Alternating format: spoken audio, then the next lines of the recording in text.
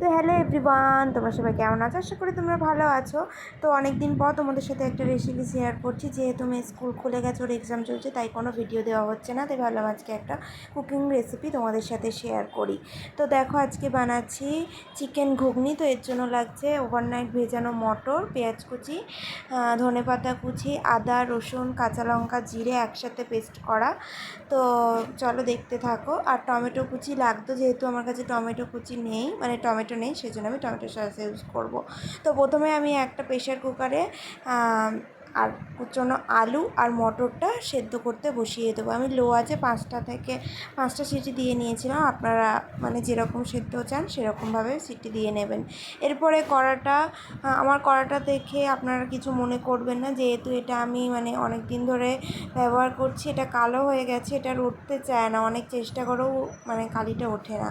তো এর মধ্যে আমি প্রথমে সর্ষের তেল গরম করে এর মধ্যে আমি দিয়ে দিয়েছি গোটা জিরে, শুকনো লঙ্কা আর গোটা গরম মশলা ফোড়ন দিয়ে, ফোড়নটা একটু নাড়াচাড়া করে নিয়ে একটু ভালো স্মেল বেরিয়ে গেছে, দেওয়ার পরে আমি দিয়ে দিচ্ছি পেঁয়াজ কুচি। পেঁয়াজটা ভালো করে ভেজে নেওয়ার পরে এর মধ্যে আমি দিয়ে দেব যে মশলার পেস্টটা বানিয়ে রেখেছিলাম, যেমন আদা, জিরে, কাঁচা লঙ্কা, রসুন, এইটা দিয়ে যে পেস্টটা বানিয়ে রেখেছিলাম সেটা দিয়ে দিলাম। দেওয়ার পরে এতে দিয়ে দিলাম লবণ, হলুদ, দিয়ে কিছুটা টমেটো সস। আমি তো আগেই বলেছি আমার কাছে টমেটো ছিল না, তাই জন্য টমেটো সস দিয়ে দিয়েছি। দিয়ে ভালো করে কষাচ্ছি। কষানো হয়ে গেলে এর মধ্যে যে কুচনো কিমাগুলো রয়েছে, চিকেন কিমা, সেগুলো দিয়ে ভালো করে কষাচ্ছি। এদিকে কষানো হতে থাক। তো ঘুগনির সাথে খেতে তো কিছু মানে হবে, মানে কিছু দিয়ে তো ঘুগনি খেতে হবে। তার জন্য আজকে আমি হাত রুটি বানিয়ে দিচ্ছি, মানে আটার রুটি বানাবো। সেই জন্য প্রথমে আমি আটাটা মেখে নিচ্ছি ভালো করে। আটার ডোটা আমি ভালো করে মাখিয়ে নিচ্ছি। তো ঘুগনির সাথে মানে আটার রুটিটাই বেশি ভালো লাগে। তো দেখো, আমি আটাটা মেখে সাইড করে রেখে দিলাম ঢাকা দিয়ে। এরপরে দেখো, আমার চিকেনগুলো দিয়ে আমার ভালো করে কষানো হয়ে গেছে। 5টা সিটি দেওয়ার পরে আমি মটরটা জল ঝরিয়েও রেখে দিয়েছিলাম। এরপরে আলু আর মটর ভালো করে সেদ্ধ হয়ে গেছে, সেইটা আমি মশলার সাথে ভালো করে কষিয়ে নেব। দেখো, আমি কড়াই দিয়ে দিয়েছি, দিয়ে এরপরে আমি ভালো করে কষাতে থাকবো। দেখো, আমার ভালো করে কষানো হয়ে গেছে।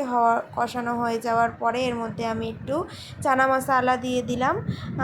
তো আপনারা চাইলে নাও দিতে পারেন। দেওয়ার পরে একটু হালকা স্বাদ মতন একটু চিনি দিলাম। নাও দিতে পারেন, অ্যাভয়েডও করতে পারেন। তারপরে আমি কষানো হয়ে গেছিলো, দেওয়ার পরে আমি একটু গরম জল দিয়ে দিয়েছিলাম। গরম জল দিলে কি হয়, ভালো হয় জিনিসটা। ঠান্ডা জল দিলে অতটা টেস্টটা আসে না, গরম জল দিলে ভালো টেস্ট আসে ঝোলটার। তো দেখো, আমি ওদিকে কষিয়ে ভালো করে মানে ঘুগনিটা হতে দিয়েছি ঢাকা দিয়ে। এরই ফাঁকে আমি চলো রুটিগুলো বানিয়ে ফেলি। তো দেখো, আমার আটাটা তো আগেই মাখিয়ে রেখেই দিয়েছিলাম। দেখো, এরপরে আমি ভালো করে রুটিগুলো বেলে নিচ্ছি।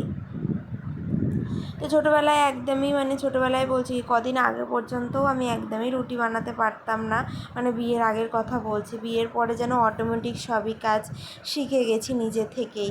কেন মানে কী করে, এটা হয়তো ভগবানেরই সবাইকে সেই শক্তিটা দিয়ে দেয় যে তারা শিখে নিতেই হয় তাদেরকে। তো দেখো, এখানে আমি রুটিগুলো বানিয়ে নিচ্ছি। একসাথে আমি 2-3টে করে বানিয়ে নেব, তাহলে তাড়াতাড়ি হয়ে যাবে। আমি যেহেতু জালে সেঁকে রুটিটা করি, সেই জন্য 2-3টে আগে এরকম একটু সেঁকে নিচ্ছি, দিয়ে এবার আমি জাল দিয়ে রুটিগুলো সেঁকে নেবো। তো দেখো, আমার রুটিগুলো কচুরির মতন ফুলছে। তো এরকম রুটি তোমরা কে কে এরকমভাবে বাড়িতে ট্রাই করবে, দেখবে তোমাদের হাতের রুটিও ফুলবে। তো দেখো, এদিকে আমার ঘুগনিটা অলরেডি হয়ে গেছে। এদিকে আমি একটু নাড়াচাড়া করে নিচ্ছি। দিয়ে এর মধ্যে আমি গরম মশলা দিয়ে দিলাম, দিয়ে যে ধনেপাতার কুচিটা করেছিলাম সেটাও দিয়ে দিলাম। তো রেডি আমার চিকেন ঘুগনি। তোমাদের কেমন লাগলো অবশ্যই কমেন্ট করে জানিও। তো রাতে তোমরা হাত রুটির সাথে চিকেন ঘুগনি বা এমনি ঘুগনি অবশ্যই ট্রাই করে দেখো। যদি ভালো লাগে তাহলে লাইক আর কমেন্ট করো। আর অবশ্যই আমার চ্যানেলটাকে সাবস্ক্রাইব করো। তো কেমন লাগলো অবশ্যই জানিও। তো বাই।